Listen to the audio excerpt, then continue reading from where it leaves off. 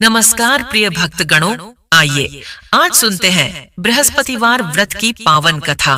गुरुवार को बृहस्पति देव की पूजा करने और कथा का श्रवण करने से धन, विद्या, मान सम्मान, प्रतिष्ठा और कई अन्य मनोवांछित फल की प्राप्ति होती है। प्रिय भक्तगणों, अगर आप बृहस्पतिवार का व्रत नहीं भी रख पा रहे तो कथा को अवश्य सुने। गुरुवार के दिन कथा सुनने से घर परिवार में सुख समृद्धि बनी रहती है।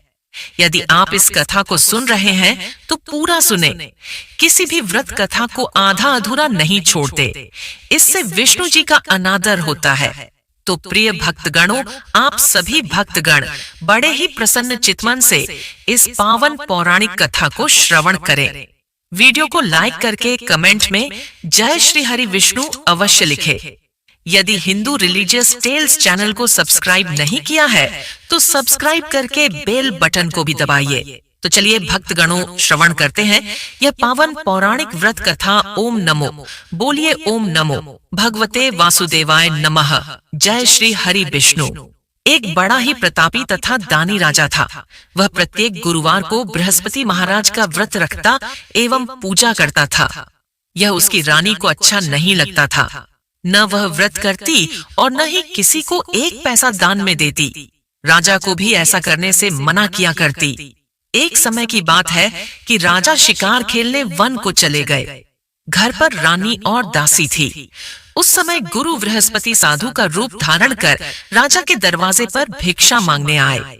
साधु ने रानी से भिक्षा मांगी तो वह कहने लगी, हे साधु महाराज, मैं इस दान और पुण्य से तंग आ गई हूँ। आप कोई ऐसा उपाय बताइए जिससे यह सारा धन नष्ट हो जाए और मैं आराम से रह सकूं। साधु रूपी बृहस्पति देव ने कहा, हे देवी, तुम बड़ी विचित्र हो। संतान और धन से भी कोई दुखी होता है। अगर तुम्हारे पास धन अधिक है तो इसे शुभ कार्यों में लगाओ जिससे तुम्हारे दोनों लोक सुधरे। परंतु साधु की इन बातों से रानी खुश नहीं हुई। उसने कहा, मुझे ऐसे धन की आवश्यकता नहीं जिसे मैं दान दूं तथा जिसको संभालने में ही मेरा सारा समय नष्ट हो जाए। साधु ने कहा, यदि तुम्हारी ऐसी इच्छा है तो जैसा मैं तुम्हें बताता हूँ तुम वैसा ही करना। बृहस्पतिवार के दिन तुम घर को गोबर से लीपना, अपने केशों को पीली मिट्टी से धोना, केशों को धोते समय स्नान करना, राजा से हजामत बनाने को कहना, भोजन में मांस मदिरा खाना, कपड़ा धोबी के यहाँ धुलने डालना। इस प्रकार 7 बृहस्पतिवार करने से तुम्हारा समस्त धन नष्ट हो जाएगा। इतना कहकर साधु बने बृहस्पति देव अंतर्धान हो गए। साधु के कहे अनुसार करते हुए रानी को केवल 3 बृहस्पतिवार ही बीते थे कि उसकी समस्त धन संपत्ति नष्ट हो गई।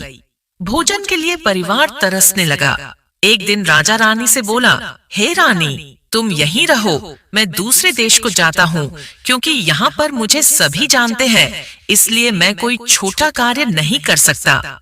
ऐसा कहकर राजा परदेश चला गया। वहाँ वह जंगल से लकड़ी काट कर लाता और शहर में बेचता। इस तरह वह अपना जीवन व्यतीत करने लगा। इधर राजा के बिना रानी और दासी दुखी रहने लगी। एक समय जब रानी और दासियों को 7 दिन बिना भोजन के रहना पड़ा तो रानी ने अपनी दासी से कहा, हे दासी, पास ही के नगर में मेरी बहन रहती है। वह बड़ी धनवान है। तू उसके पास जा और कुछ धन ले आ ताकि थोड़ा बहुत गुजर बसर हो सके। दासी रानी की बहन के पास गई। उस दिन बृहस्पतिवार था। रानी की बहन उस समय बृहस्पतिवार की कथा सुन रही थी। दासी ने रानी की बहन को अपनी रानी का संदेश दिया, लेकिन रानी की बहन ने कोई उत्तर नहीं दिया। जब दासी को रानी की बहन से कोई उत्तर नहीं मिला तो वह बहुत दुखी हुई। उसे क्रोध भी आया। दासी ने वापस आकर रानी को सारी बात बता दी। सुनकर रानी ने अपने भाग्य को कोसा। उधर रानी की बहन ने सोचा कि मेरी बहन की दासी आई थी, परंतु मैं उससे नहीं बोली, इससे वह बहुत दुखी हुई होगी। कथा सुनकर और पूजन समाप्त कर वह अपनी बहन के घर गई और कहने लगी, हे बहन, मैं बृहस्पतिवार का व्रत कर रही थी। तुम्हारी दासी गई, परंतु जब तक कथा होती है तब तक न उठते हैं और न बोलते हैं, इसीलिए मैं नहीं बोली। कहो, दासी क्यों गई थी? रानी बोली, बहन, हमारे घर अनाज नहीं था। ऐसा कहते कहते रानी की आंखें भर आईं। उसने दासियों समेत भूखा रहने की बात भी अपनी बहन को बता दी। रानी की बहन बोली, बहन देखो, बृहस्पति देव भगवान सबकी मनोकामना पूर्ण करते हैं। देखो, शायद तुम्हारे घर में अनाज रखा हो। यह सुनकर दासी घर के अंदर गई तो वहां उसे एक घड़ा अनाज का भरा मिल गया। उसे बड़ी हैरानी हुई क्योंकि उसे एक एक बर्तन देख लिया था। उसने बाहर आकर रानी को बताया। दासी रानी से कहने लगी, हे रानी, जब हमको भोजन नहीं मिलता तो हम व्रत ही तो करते हैं, इसलिए क्यों ना इनसे व्रत और कथा की विधि पूछ ली जाए। हम भी व्रत किया करेंगे। दासी के कहने पर रानी ने अपनी बहन से बृहस्पतिवार व्रत के बारे में पूछा। उसकी बहन ने बताया, बृहस्पतिवार के व्रत में चने की दाल और मुनक्का से विष्णु भगवान का केले की जड्डी आंच में पूजन करें तथा दीपक जलाएं, पीला भोजन करें तथा कथा सुने। इससे गुरु भगवान प्रसन्न होते हैं, मनोकामना पूर्ण करते हैं। व्रत और पूजन की विधि बताकर रानी की बहन अपने घर लौट आई। रानी और दासी दोनों ने निश्चय किया कि बृहस्पति देव भगवान का पूजन जरूर करेंगे। 7 रोज बाद जब बृहस्पतिवार आया तो उन्होंने व्रत रखा। घुड़साल में जाकर चना और गुड़ बीन लाई तथा उसकी दाल से केले की जड़ तथा विष्णु भगवान का पूजन किया। अब पीला भोजन कहाँ से आए? दोनों बड़ी दुखी हुई, परंतु उन्होंने व्रत किया था, इसलिए बृहस्पति देव भगवान प्रसन्न थे। एक साधारण व्यक्ति के रूप में वे 2 थालों में सुंदर पीला भोजन लेकर आए और दासी को देकर बोले, हे दासी, यह भोजन तुम्हारे लिए और तुम्हारी रानी के लिए है, इसे तुम दोनों ग्रहण करना। दासी भोजन पाकर बहुत प्रसन्न हुई। उसने रानी को सारी बात बताई। उसके बाद से वे प्रत्येक बृहस्पतिवार को गुरु भगवान का व्रत और पूजन करने लगी। बृहस्पति भगवान की कृपा से उनके पास धन हो गया, परंतु रानी फिर पहले की तरह आलस्य करने लगी। तब दासी बोली, देखो रानी, तुम पहले भी इस प्रकार आलस्य करती थी। तुम्हें धन के रखने में कष्ट होता था, इस कारण सभी धन नष्ट हो गया। अब गुरु भगवान की कृपा से धन मिला है तो फिर तुम्हें आलस्य होता है। बड़ी मुसीबतों के बाद हमने यह धन पाया है, इसलिए हमें दान पुण्य करना चाहिए। अब तुम भूखे मनुष्यों को भोजन कराओ, प्याऊ लगवाओ, ब्राह्मणों को दान दो, कुआं, तालाब, बावड़ी आदि का निर्माण कराओ, मंदिर पाठशाला बनवाकर ज्ञान दान दो, कुंवारी कन्याओं का विवाह करवाओ, अर्थात धन को शुभ कार्यों में खर्च करो, जिससे तुम्हारे कुल का यश बढ़े तथा स्वर्ग प्राप्त हो और पितर प्रसन्न हो। दासी की बात मानकर रानी शुभ कर्म करने लगी। उसका यश फैलने लगा। एक दिन रानी और दासी आपस में विचार करने लगी कि न जाने राजा किस दशा में होंगे। उनकी कोई खोज खबर भी नहीं है। उन्होंने श्रद्धा पूर्वक बृहस्पति भगवान से प्रार्थना की कि राजा जहाँ कहीं भी हो शीघ्र वापस आ जाएं। उधर राजा परदेश में बहुत दुखी रहने लगा। वह प्रतिदिन जंगल से लकड़ी बीन कर लाता और उसे शहर में बेचकर अपने दुखी जीवन को बड़ी कठिनता से व्यतीत करता। एक दिन दुखी हो अपनी पुरानी बातों को याद करके वह रोने लगा और उदास हो गया।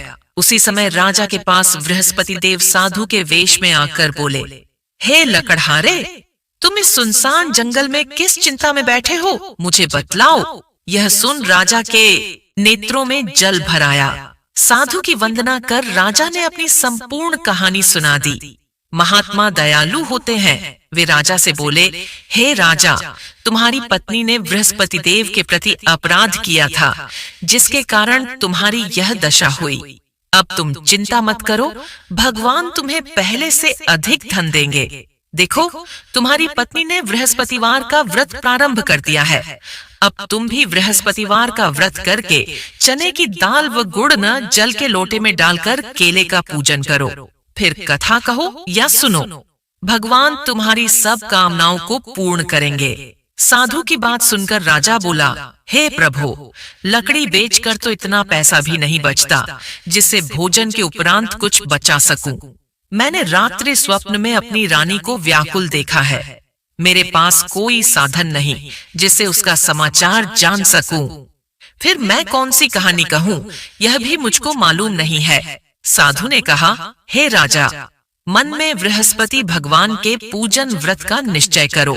वे स्वयं तुम्हारे लिए कोई राह बना देंगे। बृहस्पतिवार के दिन तुम रोजाना की तरह लकड़ियां लेकर शहर में जाना। तुम्हें रोज से दुगुना धन मिलेगा, जिससे तुम भली भांति भोजन कर लोगे तथा बृहस्पति देव की पूजा का सामान भी आ जाएगा। जो तुमने बृहस्पतिवार की कहानी के बारे में पूछा है वह इस प्रकार है। प्राचीन काल में एक बहुत ही निर्धन ब्राह्मण था। उसके कोई संतान नहीं थी। वह नित्य पूजा पाठ करता। उसकी स्त्री न स्नान करती और न किसी देवता का पूजन करती। इस कारण ब्राह्मण देवता बहुत दुखी रहते थे। भगवान की कृपा से ब्राह्मण के यहाँ एक कन्या उत्पन्न हुई। कन्या बड़ी होने लगी। प्रातः स्नान करके वह भगवान विष्णु का जप करती। बृहस्पतिवार का व्रत भी करने लगी। पूजा पाठ समाप्त कर पाठशाला जाती तो अपनी मुट्ठी में जौ भर के ले जाती और पाठशाला के मार्ग में डालती जाती। लौटते समय वही जौ स्वर्ण के हो जाते तो उनको बीन कर घर ले आती। एक दिन वह बालिका सूप में उन सोने के जौ को फटक कर साफ कर रही थी कि तभी उसकी माँ ने देख लिया और कहा कि हे बेटी, सोने के जौ को फटकने के लिए सोने का सूप भी तो होना चाहिए। दूसरे दिन गुरुवार था। कन्या ने व्रत रखा और बृहस्पति देव से सोने का सूप देने की प्रार्थना की। बृहस्पति देव ने उसकी प्रार्थना स्वीकार कर ली। रोजाना की तरह वह कन्या जौ फैलाती हुई पाठशाला चली गई। पाठशाला से लौटकर जब वह जौ बीन रही थी तो बृहस्पति देव की कृपा से उसे सोने का सूप मिला। उसे वह घर ले आई और उसे जौ साफ करने लगी, परंतु उसकी माँ का वही ढंग रहा। एक दिन की बात है, कन्या सोने के सूप में जब जौ साफ कर रही थी, उस समय उस नगर का राजकुमार वहां से निकला। कन्या के रूप और कार्य को देखकर वह उस पर मोहित हो गया। राजमहल आकर वह भोजन तथा जल त्याग कर उदास होकर लेट गया। राजा को जब राजकुमार धारा अन्न जल त्यागने का समाचार झांत हुआ तो अपने मंत्रियों के साथ वह अपने पुत्र के पास गया और कारण पूछा। राजकुमार ने राजा को उस लड़की की जानकारी दी और घर का पता भी बता दिया। मंत्री उस लड़की के घर गया। मंत्री ने ब्राह्मण के समक्ष राजा की ओर से निवेदन किया। कुछ ही दिन बाद ब्राह्मण की कन्या का विवाह राजकुमार के साथ संपन्न हो गया। कन्या के घर से जाते ही ब्राह्मण के घर में पहले की भांति गरीबी का निवास हो गया। एक दिन दुखी होकर ब्राह्मण अपनी पुत्री से मिलने गए। बेटी ने पिता की अवस्था को देखा और अपनी माँ का हाल पूछा। ब्राह्मण ने सभी हाल कह सुनाया। कन्या ने बहुत सा धन देकर अपने पिता को विदा कर दिया, लेकिन कुछ दिन बाद फिर वही हाल हो गया। ब्राह्मण फिर अपनी कन्या के यहाँ गया और सभी हाल कहा तो पुत्री बोली, हे पिताजी, आप माताजी को यहाँ लिवा लाओ। मैं उन्हें वह विधि बता दूंगी जिससे गरीबी दूर हो जाए। ब्राह्मण देवता अपनी स्त्री को साथ लेकर अपनी पुत्री के पास राजमहल पहुँचे तो पुत्री अपनी माँ को समझाने लगी, हे माँ, तुम प्रातः काल स्नानादि करके विष्णु भगवान का पूजन करो तो सब दरिद्रता दूर हो जाएगी। परंतु उसकी माँ ने उसकी एक भी बात नहीं मानी। वह प्रातः काल उठकर अपनी पुत्री की बची जूठन को खा लेती थी। एक दिन उसकी पुत्री को बहुत गुस्सा आया। उसने अपनी माँ को एक कोठरी में बंद कर दिया। प्रातः उसे स्नानादि करा के पूजा पाठ करवाया तो उसकी माँ की बुद्धि ठीक हो गई। इसके बाद वह नियम से पूजा पाठ करने लगी और प्रत्येक बृहस्पतिवार को व्रत करने लगी। इस व्रत के प्रभाव से मृत्यु के बाद वह स्वर्ग को गई। वह ब्राह्मण भी सुखपूर्वक इस लोक का सुख भोग कर स्वर्ग को प्राप्त हुआ। इस तरह कहानी कहकर साधु बने देवता वहां से लोप हो गए। धीरे धीरे समय व्यतीत होने पर फिर बृहस्पतिवार का दिन आया। राजा जंगल से लकड़ी काटकर शहर में बेचने गया। उसे उस दिन और दिनों से अधिक धन मिला। राजा ने चना गुड़ आदि लाकर बृहस्पतिवार का व्रत किया। उस दिन से उसके सभी क्लेश दूर हुए। परंतु जब अगले गुरुवार का दिन आया तो वह बृहस्पतिवार का व्रत करना भूल गया। इस कारण बृहस्पति भगवान नाराज हो गए। उस दिन उस नगर के राजा ने विशाल यज्ञ का आयोजन किया था तथा अपने समस्त राज्य में घोषणा करवा दी कि सभी मेरे यहाँ भोजन करने आवे, किसी के घर चूल्हा न जले। इस आज्ञा को जो न मानेगा उसको फांसी दे दी जाएगी। राजा की आज्ञा अनुसार राज्य के सभी वासी राजा के भोज में सम्मिलित हुए, लेकिन लकड़हारा कुछ देर से पहुंचा, इसलिए राजा उसको अपने साथ महल में ले गए। जब राजा लकड़हारे को भोजन करा रहे थे तो रानी की दृष्टि उस खूंटी पर पड़ी जिस पर उसका हार लटका हुआ था। उसे हार खूंटी पर लटका दिखाई नहीं दिया। रानी को निश्चय हो गया कि मेरा हार इस लकड़हारे ने चुरा लिया है। उसी समय सैनिक बुलवाकर उसको जेल में डलवा दिया। लकड़हारा जेल में विचार करने लगा कि न जाने कौन से पूर्व जन्म के कर्म से मुझे यह दुख प्राप्त हुआ है, और जंगल में मिले साधु को याद करने लगा। तत्काल बृहस्पति देव साधु के रूप में प्रकट हो गए और कहने लगे, अरे मूर्ख, तूने बृहस्पति देवता की कथा नहीं की, उसी कारण तुझे यह दुख प्राप्त हुआ है। अब चिंता मत कर, बृहस्पतिवार के दिन जेल खाने के दरवाजे पर तुझे 4 पैसे पड़े मिलेंगे। उनसे तू बृहस्पतिवार की पूजा करना तो तेरे सभी कष्ट दूर हो जाएंगे। अगले बृहस्पतिवार उसे जेल के द्वार पर 4 पैसे मिले। राजा ने पूजा का सामान मंगवाकर कथा कही और प्रसाद बांटा। उसी रात्रि में बृहस्पति देव ने उस नगर के राजा को स्वप्न में कहा, हे राजा, तूने जिसे जेल में बंद किया है उसे कल छोड़ देना, वह निर्दोष है। राजा प्रातः काल उठा और खूंटी पर हार टंगा देखकर लकड़हारे को बुलाकर क्षमा मांगी तथा राजा के योग्य सुंदर वस्त्र आभूषण भेंट कर उसे विदा किया। गुरुदेव की आज्ञानुसार राजा अपने नगर को चल दिया। राजा जब नगर के निकट पहुंचा तो उसे बड़ा ही आश्चर्य हुआ। नगर में पहले से अधिक बाग, तालाब और कुएं तथा बहुत सी धर्मशालाएं, मंदिर आदि बने हुए थे। राजा ने पूछा कि यह किसका बाग और धर्मशाला है।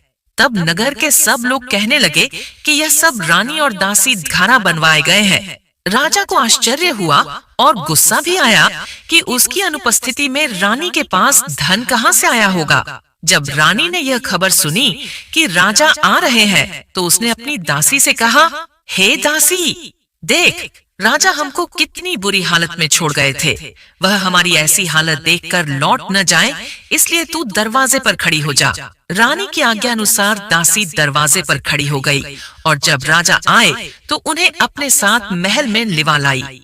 तब राजा ने क्रोध करके अपनी तलवार निकाली और पूछने लगा, बताओ, यह धन तुम्हें कैसे प्राप्त हुआ है। तब रानी ने सारी कथा कह सुनाई।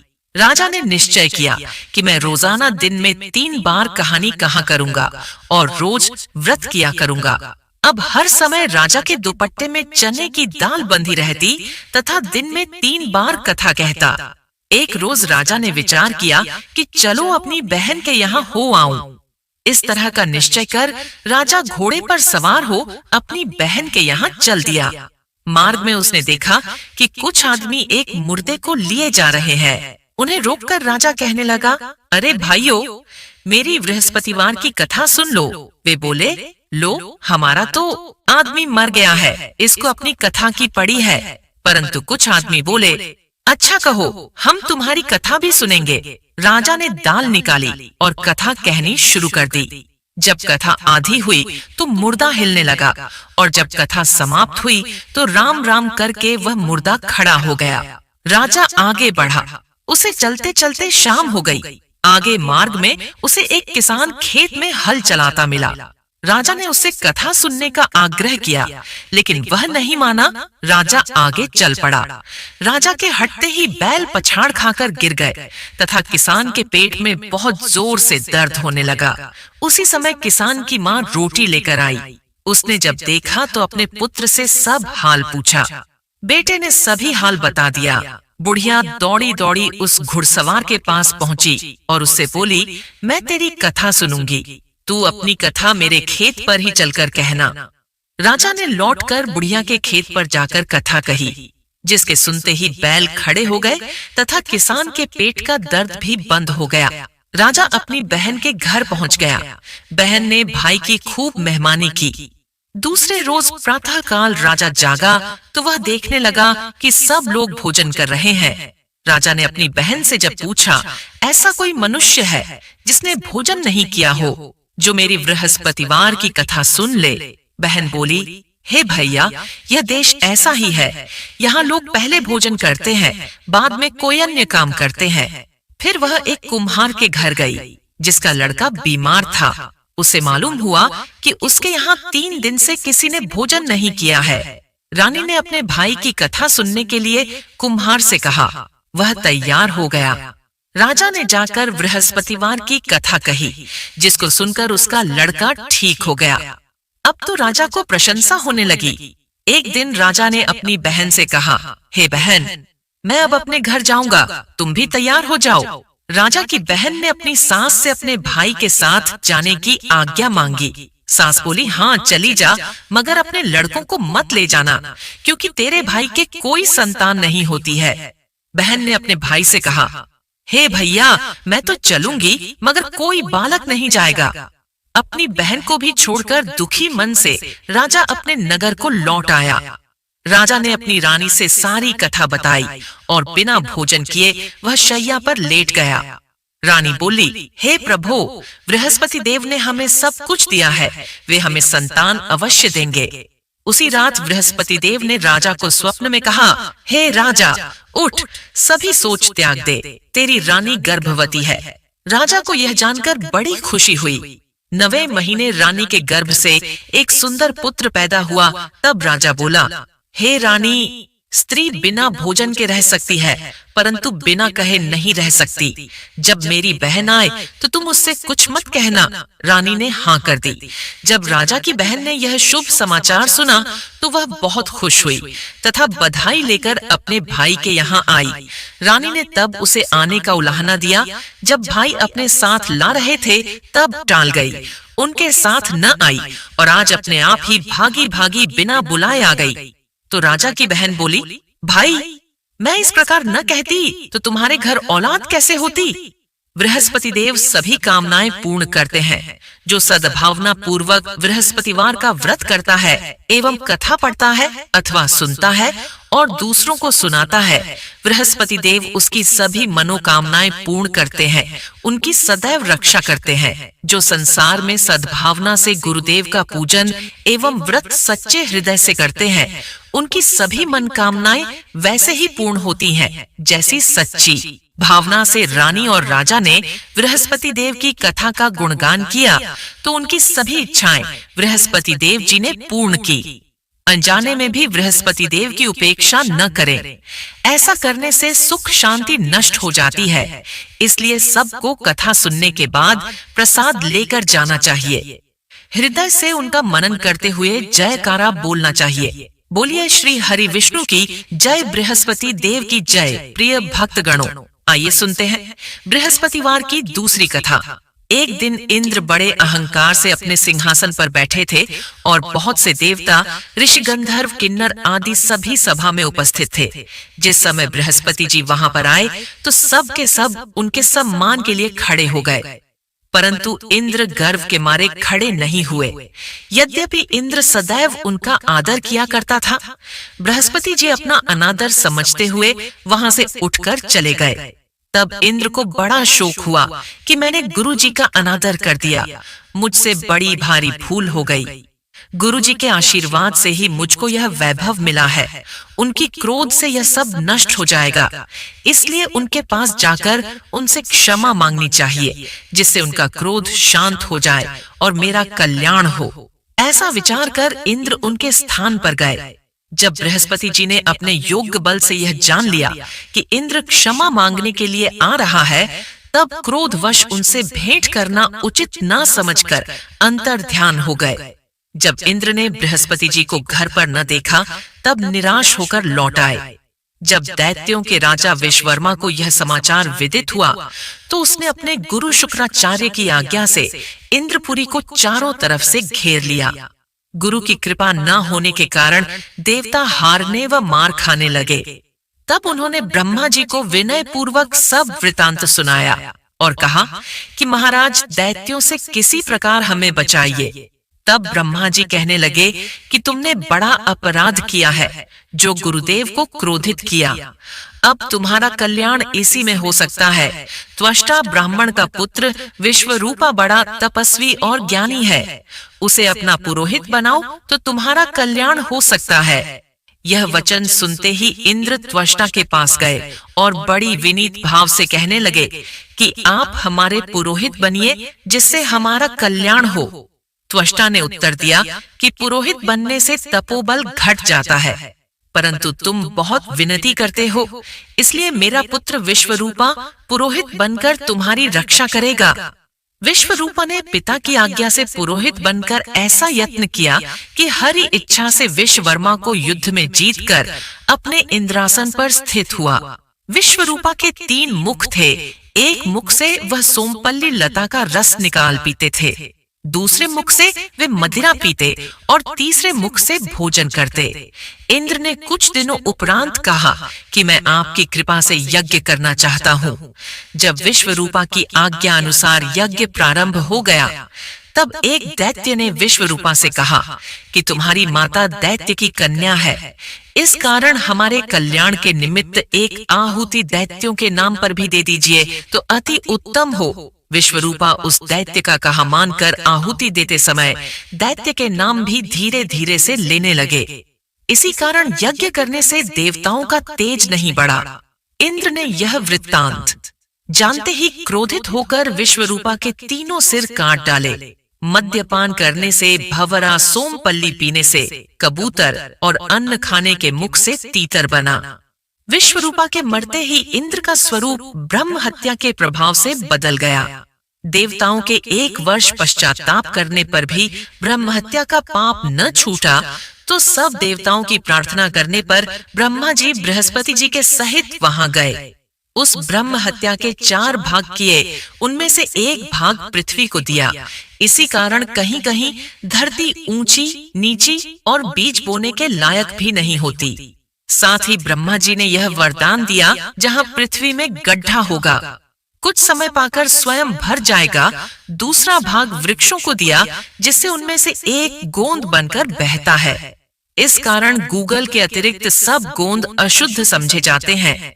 वृक्षों को यह वरदान दिया कि ऊपर से सूख जाने पर जड़ फिर फूट जाती है। तीसरा भाग स्त्रियों को दिया। इसी कारण स्त्रियां हर महीने रजस्वला होकर पहले दिन चांडालनी, दूसरे दिन ब्रह्मघातिनी और तीसरे दिन धोबिन के समान रहकर चौथे दिन शुद्ध होती है और संतान प्राप्ति का उनको वरदान दिया। चौथा भाग जल को दिया, जिससे फेन और सिवाल आदि जल के ऊपर आ जाते हैं। जल को यह वरदान मिला कि जिस चीज में डाला जाएगा वह बोझ में बढ़ जाएगी। इस प्रकार इंद्र को ब्रह्म हत्या के पाप से मुक्त किया। जो मनुष्य इस कथा को पढ़ता या सुनता है, उसके सब पाप बृहस्पति जी महाराज की कृपा से नष्ट होते हैं। बोलिए श्री हरि विष्णु की जय, बृहस्पति देव की जय। प्रिय भक्तगणों, उम्मीद करती हूँ आपको हमारी यह कथा अवश्य ही पसंद आई होगी। पसंद आई है तो उसे लाइक करके हिंदू रिलीजियस टेल्स चैनल को सब्सक्राइब अवश्य कर लीजिए। जय श्री राम, हर हर महादेव।